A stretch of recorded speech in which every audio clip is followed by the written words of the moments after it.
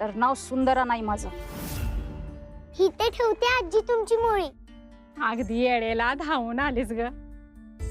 देवी आई तुझं भलं करो. चला येते मी आता, मला घरी जायला उशीर होतो.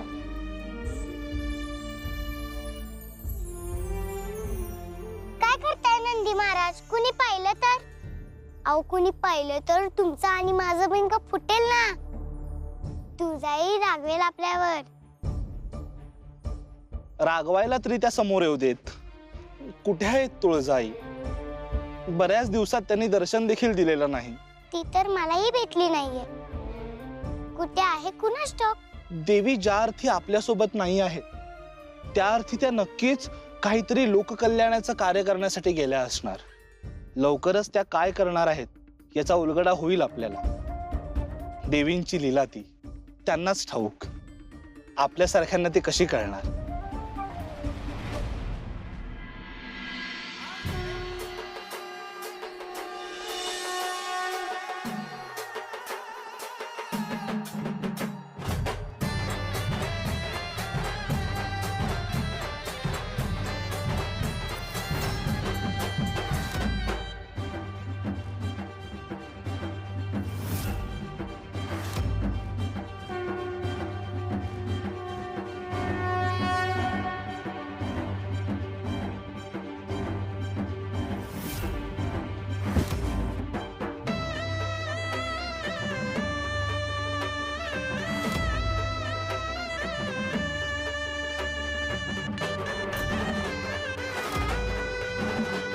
आई राजा उदो उदो आई राजा उदो उदो आई राजा उदो उदो. वाचवा वाचवा.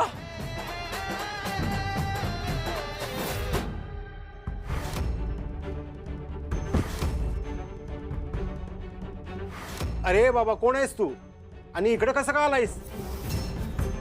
अरे हा तर मेंगाजी आहे, सुंदराबाईचा नवरा. लई दिवसापासून बेपत्ता होता यो.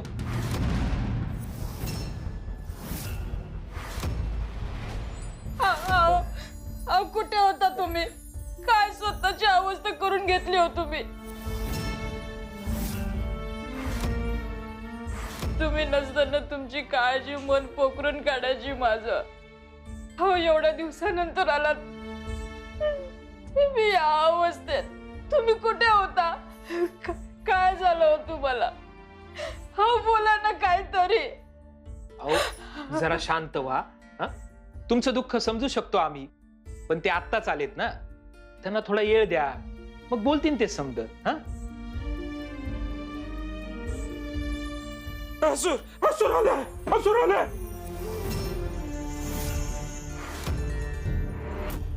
असुर आले, पळा. वाचवा. काय काय झालं तुम्हाला? लांबो तू असुर आहेस. दूर हो, दूर हो. मेंगाजी मेंगाजी शांत व्हा. मला ओळखलं का? मी जनक बाबा. शांत व्हा शांत व्हा. मेंगाजी मला जरा पाणी घे, बरं वाटल. पाणी दे पाणी दे. हो, शांत व्हा. हे पाणी पाणी पे. घ्या पाणी पे.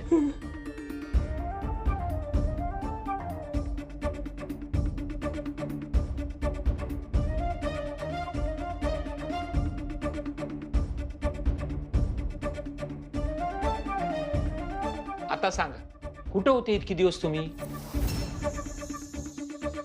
आणि काय झालं तुमच्या सोबत? बंदिवासात होतो मी. लई वर्ष झाली.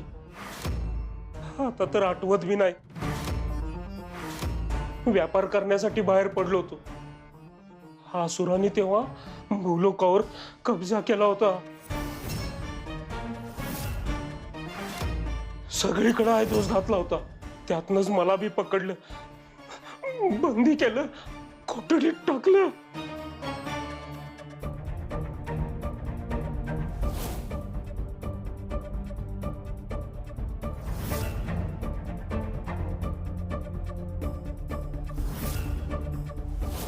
लई छळ केला माझा.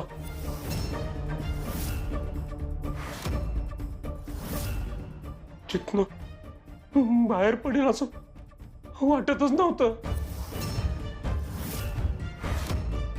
त्यातच काही दिवसांपूर्वी हा आमच्यावर अधिकार गाजवायला एक माणूस पाठवला. बोलायला कठोर, लय गर्विष्ठ माणूस होता.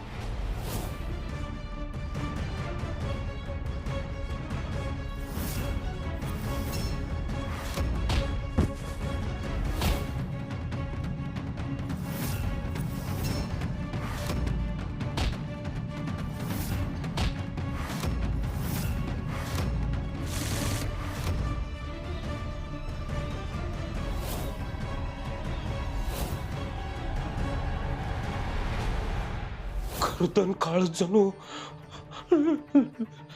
लय छळायचा सगळ्यांना.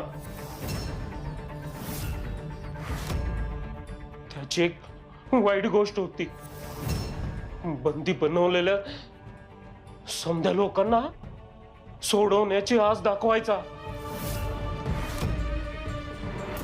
हा त्याचा आवडता खेळ होता. भयान आणि भीतीदायक.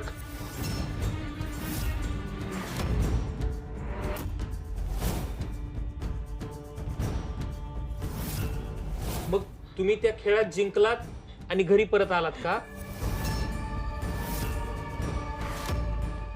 लय कठीण खेळ आहे तो,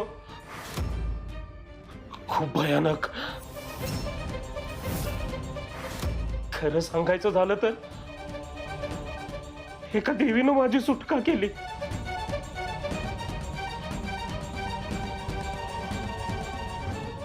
देवी आहे ना?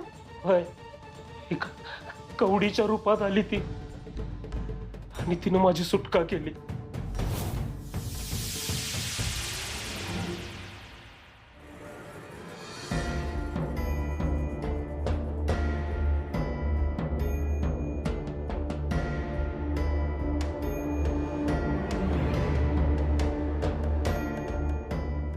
मी सुटून आलोय खरा. हा अजून बी भीती वाटते. तो हा आमच्यावर राज्य करणारा माणूस पाठलाग करत इथपर्यंत आला नाही म्हणजे झालं. आणि आला तर माझा जीव नाही, मी नाही त्या नरकात जाणार परत.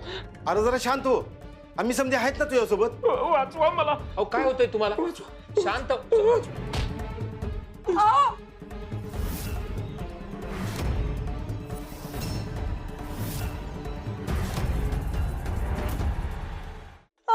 काय झालं?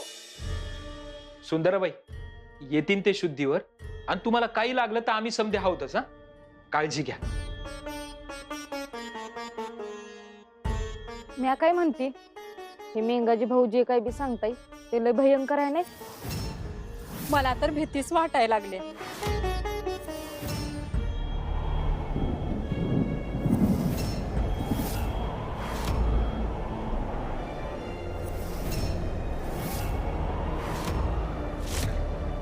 हे काय? हे असं का होतंय? कसलं सावट आलंय गाव? आजपर्यंत असं कधी झालं नव्हतं.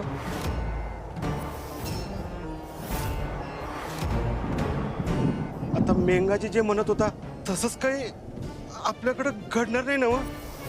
नाही म्हणजे ते असुर आपल्या गावात पुण्यांदा परत येणार नाहीत ना हो? नाही नाही, देवी आईची कृपा आहे आपल्या गावावर. असलं काय बी संकट येणार नाही इथं.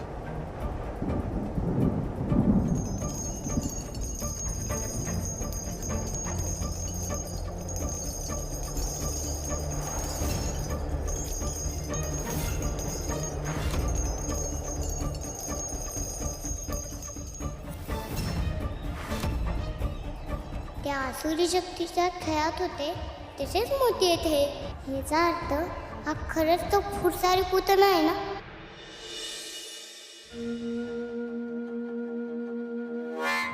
येथे माता, सगळ्या गोष्टी पुन्हा ताळ्यावर आल्या आहेत आणि मग आज अन्नाची चव जाणवतेय.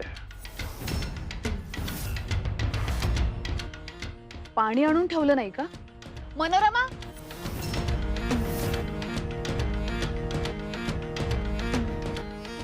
मनोरमाला बोलवण्यात काहीच अर्थ नाही. विसरलोच आम्ही. ती अजूनही निद्रेतून उठली नाही हे जरा विचित्रच आहे. आणि तसंही मनुष्य दासीला तू ठेवून घेण्याचा जो निर्णय घेतलायस तो जरा घाईघाईनच घेतलायस शुंभा. परंतु दिती माता,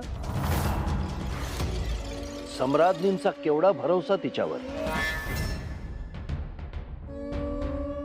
शेवटी काय झालं? अडगळीमध्ये कसपटा समान पडून राहण्याची वेळ आली तिच्यावर. इथं आल्यापासून केवळ कपट आणि कारस्थानं करण्यात तिची बुद्धी खर्च व्हायची. नको ते साहस करायला गेली आणि आता त्याची शिक्षा भोगते.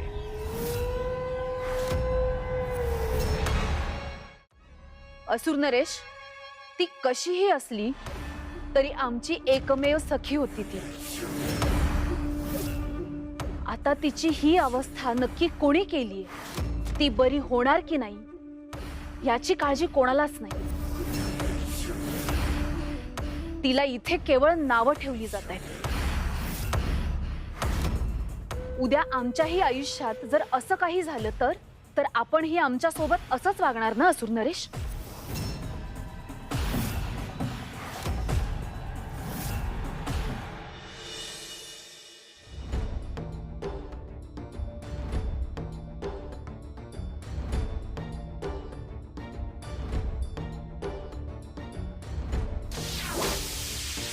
तुळजाई, अगं कुठे होतीस तू? मला माहिती आहे, मेंगाजी बाबांना सोडवायला गेली होतीस ना? मोह इथे आली होती ना, तेव्हा तिने सुंदराला वचन दिलं होतं की ती तिच्या नवऱ्याला सोडवून आणेल.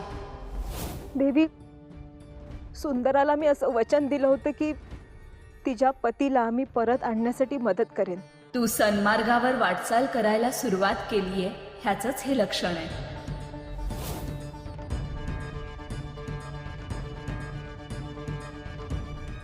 ते वचन पूर्ण करणं आम्हाला भाग होतं. ह्या पुढचा जो रिपू येणार आहे त्यात तुला अप्रत्यक्षपणे मदत करण्यासाठी हा मेंगाजीच उपयोगी ठरणार आहे.